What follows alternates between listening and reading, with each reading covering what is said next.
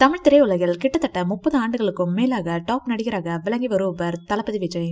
இவர் கடந்த பிப்ரவரி மாதம் தமிழக வெற்றிக் கழகம் என்ற பெயரில் அரசியல் கட்சியை தொடங்கினார். அப்போதுதான் தற்போது கமிட்டாகி இருக்கும் படங்களில் நடித்து முடித்துவிட்டு முழு நேரமாக அரசியலில் இறங்க இருப்பதாகவும் கூறினார். இதை கேட்ட ரசிகர்கள் அதிர்ச்சி அடைந்தனர். சினிமாவில் டாப் இடத்தில் இருக்கும் போது விலகுவது மிகவும் அரிதாகும்.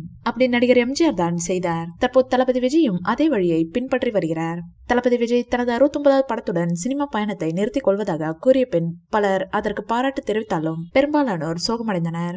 இதனால் ஒரே ஒரு படத்தில் மட்டும் நடித்து கொடுத்துவிட்டு போகலாமே என்று சிலர் கோரிக்கை வைத்தனர். அவர்களுக்கு ஏற்ற ஒரு தகவல் தான் தற்போது வெளியாகி இருக்கிறது.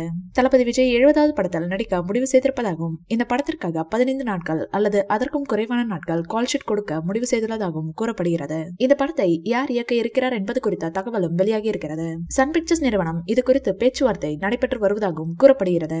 இயக்கியது 5 படங்கள் தான் என்றாலும் அதில் தளபதி விஜயை வைத்து மட்டும் 3 படங்களை இயக்கியவர் அட்லி. இவர்தான் தற்போது 70 படத்தை இயக்க இருப்பதாகவும் கூறப்படுகிறது. ஜவான் படத்திற்கு பிறகு 15 இயக்குநராக மாறிவிட்ட இவர் தளபதி விஜய் வைத்தும் இன்னொரு பிரபல ஹீரோவை வைத்தும் ஒரு படத்தை இயக்க வாய்ப்பிருப்பதாக திரை வட்டாரங்களில் பேசிக் கொள்கின்றனர்.